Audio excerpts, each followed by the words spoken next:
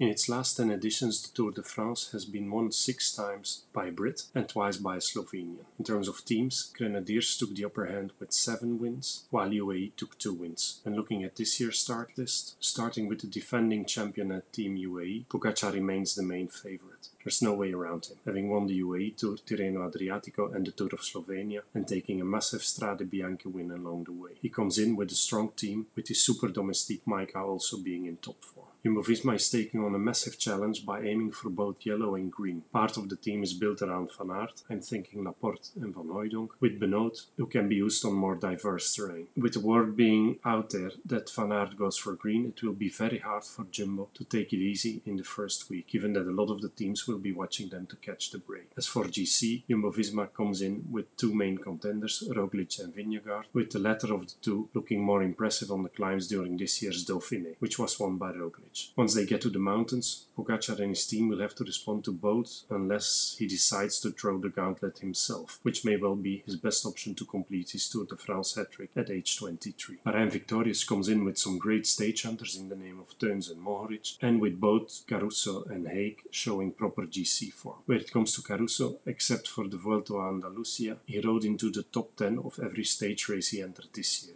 5 of them in total. And he has the better time trial, so I expect the team to ride for him. Also Ineos is bringing nothing but heavyweights to the start line, with Yates coming back from being sick and Thomas having indicated earlier on in the year that he's no longer having GC ambitions. I'm sticking to Martinez as their lead rider. His form at the start of the Dauphiné was slightly off, yet he grew into the race and came fourth on the ITT. In my book, he's had his form dip and it will go upwards from now on, back to his early season Basque Country form. Bora does line up Vlasov, whom earlier this month had to pull out of the Tour de Suisse because of a positive COVID test while being in the lead of the race. I believe they'll continue building on their Giro success, with Vlasov being a solid top 10 contender. Besides him, they also bring some sprinty boys, Bennett and Van Poppel, and breakaway specialists such as Kemna and Conrad. AG2R built a solid team around Ben O'Connor, who came 4th in last year's Tour and who has been confirming this form in 2022, taking 7th in the Ruta del Sol, 6th in Catalonia, 5th in Romandie and 3rd in the Dauphiné. He may well be the big surprise on this year's Tour. Movistar will aim for GC with Mas, yet this season performances have been lacking. Nevertheless, I have him down for a top 10. Israel Premier Tech is bringing Froome to the Tour, yet I'm expecting their man in form, Jakob Fuglsang, to carry his Tour de Suisse form into the Tour.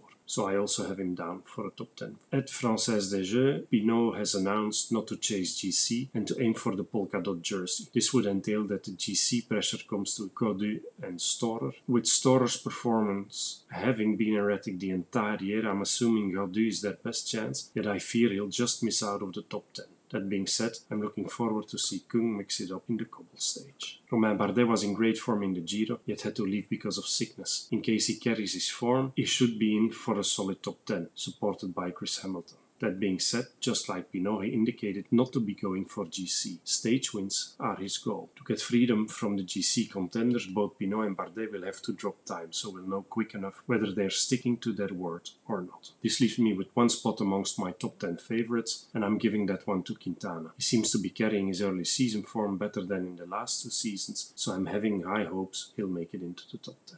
Education First looks like they're bringing the perfect stage hunter team with Cort and Bettiol for the more classic type stages and the likes of Ran Guerrero and Chaves for the high mountains. I don't believe in a GC for them, yet as usual that may be proven wrong. Also, the other remaining teams are lining up with fast, punchy or breakaway credentials. Lotto Soudal brings Kroon, Welles and Van Moer for the breakaways, while Caleb Ewan will have to do without his usual sprint train, Kluge and De Buist. It will be interesting to see how he fares. Bike Exchange is built around fast men Groenewegen and Matthews. Trek and Cofidis are bringing a more mixed team comprising fast men such as Stuyve, Pedersen and Coquard, with proven breakaway riders such as Mollema, Ciccone and Izagirre. Ciccone just missed out on the climber's jersey in the Giro, so he may well be looking for redemption by aiming at the polka dot jersey alongside the stage. Intermarché also brings a mixed bag with fast men Christophe and Pascalon, punchy Hermans, breakaway Taco and mountain goat Manches. From Astana, I'm not expecting much, which can be said from ALPECIN and the Wolfpack. ALPECIN has built their team around Van der Poel, who will be either lighting up stages or wheeling over first category climbs, with Philipsen mixing it up in the sprints. With Alaphilippe's form uncertain, Quickstep is betting on their fast man Jacobsen, while I must admit also looking forward to an Asgreen revival in the first week of the Tour. When it comes to the preparation of my top 10 contenders, here's an overview of the number of race days in the run-up to the Tour, which actually shows that the 3 main contenders have been the most conservative, while Vlasov is a clear outlier with 43 race days so far in 2022. In terms of kilometers raced, this translates to roughly 4,000 kilometers for Pogačar, Roglic and Vingegaard, while at the other end of the scale, Vlasov already has 6,493 kilometers in the legs. All my top 10 contenders except Mas have already smelled victory in 2022, Pogačar more so than others. Here's an overview of what the main contenders have been up to in the stage races they participated in the course of this year, bringing me to the following star distribution. While I'm actually hoping for a Martinez win, there's no other way than to give Pogačar 4 stars. The Jumbo-Visma duo each get 3 stars, Martinez and Vlasov each get 2 stars, and the rest each get 1. Hang on till the end to find out how that translates to my podium prediction. First, find the odds you're getting from these riders at the time of recording, and an overview of 10 riders